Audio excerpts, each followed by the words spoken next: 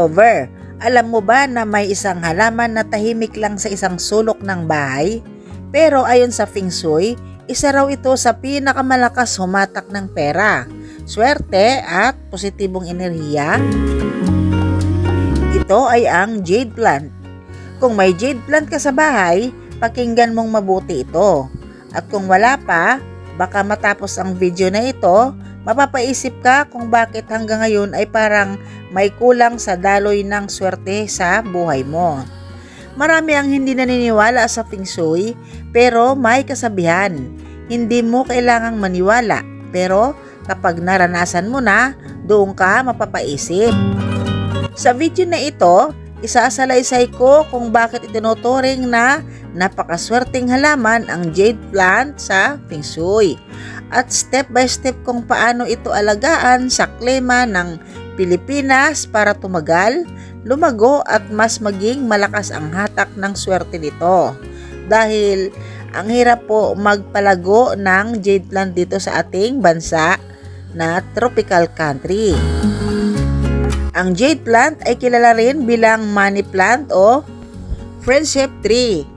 Sa Feng Shui, ang hugis ng dahon nito ay kahawig ng barya o coins, kaya simbolo ito ng yaman, tuloy-tuloy na kita, kasaganahan at financial stability. Ang makakapal at bilog na dahon ng jade plant ay sumasagisag sa ipon na hindi nauubos. Habang mas malusog at makintab ang dahon, mas sinasabing maayos ang daloy ng enerhiya ng pera sa bahay.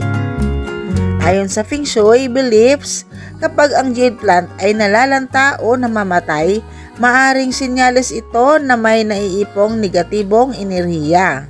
Kaya mahalagang alagaan ito, hindi lang bilang halaman, kundi bilang tagapagbantay ng swerte sa tahanan.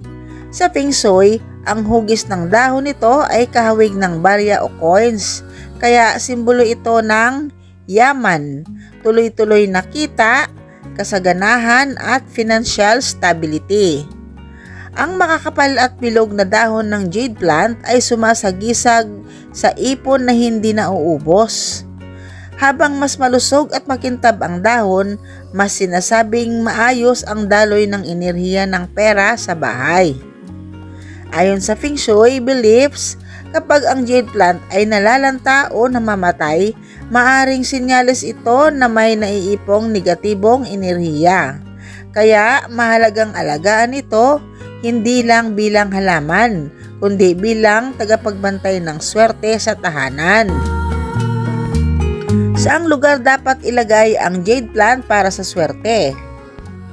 Kapag nandito ang jade plant, pinapalakas nito ang enerhiya ng pera at oportunidad. Malapit sa pintuan ng bahay o opisina, hindi direkta sa labas, para salubungin ang pagpasok ng swerte. Pinakamalakas ang jade plant kapag inilagay sa number 1, southeast na bahagi ng bahay.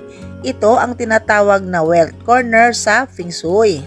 Kapag nandito ang jade plant, pinapalakas nito ang enerhiya ng pera at oportunidad. Number 2, malapit sa pintuan ng bahay o opisina, hindi direkta sa labas, para salubungin ang papasok na swerte. Pangtatlo, sa mesa ng trabaho o negosyo, lalo na kung may kinalaman sa pera, benta o hanap buhay. At ito ang paalala ko sa inyo mga ka-clover. Iwasan ilagay ang jade plant sa banyo, kwarto, ilalim ng hagdan at madilim at kulob na lugar.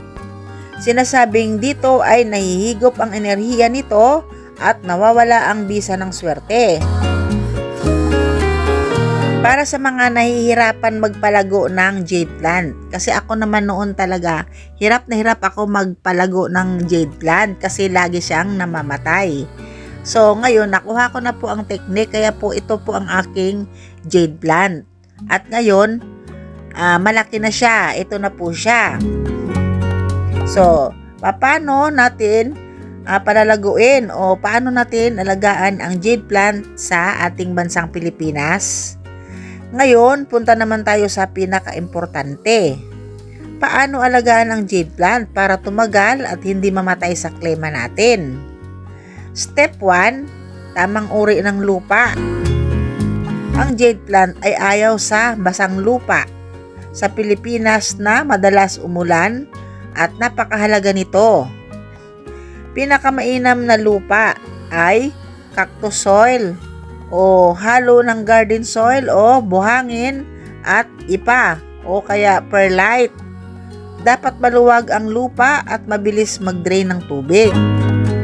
Kapag laging basa ang lupa, mabilis mabubulok ang ugat ng jade plant. Step 2, tamang paso o pat. Siguraduhin may butas ang ilalim ng paso. Ito ang isa sa pinakakaraniwang pagkakamali ng maraming tao. Kapag walang butas ang paso, naiipon ang tubig, nabubulok ang ugat at dahang-dahang namamatay ang halaman. Mas mabuti ang clay pot o terracotta pot dahil humihinga ito at hindi naiipon ang moisture. Step 3, tamang pagdidilig. Ito ang madalas ikamatay ng jade plant. Tandaan, mas mabuti ang kulang sa tubig kaysa sobra. Sa Pilipinas o dito sa ating bansa, diligan lang ng 1 hanggang 2 beses sa isang linggo. Siguraduhin tuyo muna ang lupa bago ulit magdilig. At iwasan na diligan ang kanilang dahon. Yun talaga ang ayaw na ayaw nila kasi once na nadiligan nyo o napatakan ng tubig ang kanilang dahon ay mabubulok po, malalagas po. Iba kasi ang tubig ng pandilig or galing sa ating gripo. Iba kasi pag ipaghambing mo sila sa tubig ulan. Kapag tubig ulan, gusto nila yon.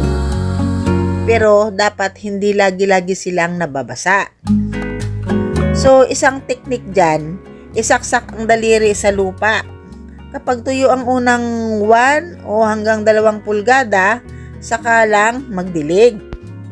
Kapag umuulan ng sunod-sunod, minsan hindi na kailangan diligan. Gusto kasi din nila ang ulan. Paulanan nyo sila. Pero pag yung, halimbawa, sunod-sunod na yung ulan or tag-ulan, at tapos basang-basa na yung ang kanyang lupa, tanggalin nyo na po sa ulanan. Isilong nyo na po kasi mabubulok naman po yan. Step 4, tamang araw at liwanag. Gustong-gusto ng jade plant ang liwanag pero hindi direktang sikat ng araw or buong araw. Ang pinakamainam ay ang morning sun, 7 a.m. to 10 a.m. Maliwanag na lugar at malapit sa bintana. Kapag kulang sa araw, numinipis ang dahon, humahaba ang tangkay at humihina ang enerhiya ng halaman. Sa Feng Shui, ang halaman na kulang sa liwanag ay mahina ring humatak ng swerte. Step 5, tamang temperatura sa Pilipinas. Buti na lang swak ang klima ng Pilipinas sa jade plant. Ideal temperature ay 18 degrees Celsius hanggang 30 degrees Celsius. Pero iwasan ilagay sa sobrang init sa tanghali. Aircon na diretso ang hangin at lugar na laging basa. Gusto nila po sa lugar na naka-aircon ka pero wag mong itutok doon sa kung saan mismo yung tutok na tutok yung hangin or lamig ng aircon. Step 6, linisin ang mga dahon. Punasan paminsan-minsan ang dahon ng jade plant. Bakit mahalaga ito? Mas nakakakuha ng liwanag, mas makintab ang dahon at mas maganda ang daloy ng enerhiya. Sa Feng Shui, ang malinis na halaman ay malinis na swerte. Mga sinyales na masaya ang inyong jade plant, makapal at makintab ang dahon, pantay ang tubo, walang nalalagas na dahon, at may bagong usbong. Kapag ganito ang jade plant mo, sinasabing maayos din ang daloy ng swerte sa bahay. Hindi man ito napatunayan ng siyensya, marami na ang nagpatunay sa karanasan. Ang halaman ay buhay, Kapag inalagaan mo ito ng maayos, parang ibinabalik din ito ang positibong enerhiya sa taong nag-aalaga. At ito rin ang paalala para sa mga hindi naniniwala sa Feng Shui. May mga tao talagang nagsasabi na wala namang totoo sa Feng Shui, pamahiin lang yan. Pero napansin mo ba, madalas ang mga hindi naniniwala, sila rin ang laging nagsasabi na parang hirap pumasok ang pera. Laging may aberya sa bahay o kahit anong sipag parang may humahadlang. Hindi dahil masama sila, kundi dahil minsan hindi nila namamalayang sila mismo ang naglalagay ng hadlang sa daloy ng enerhiya. Sa Feng Shui, may kasabihan, ang bahay ay parang katawan. Kapag barado ang daluyan, may sakit na susunod. Kapag may halaman ka sa bahay, lalo na ang jade plant, at pinabayaan mo itong malanta, mabulok o mamatay, sinasabing iyon ang tahimik na babala.